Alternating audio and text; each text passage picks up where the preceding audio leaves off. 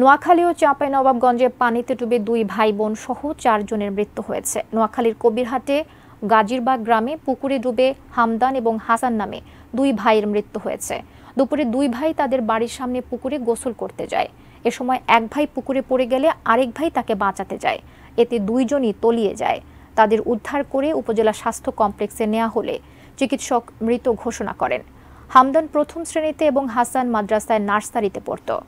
এদিকে বেলা 11:30টার দিকে চাঁপাইনবাবগঞ্জের শিবগঞ্জে মহানন্দা নদীতে ডুবে 2 শিশুর মৃত্যু হয়েছে।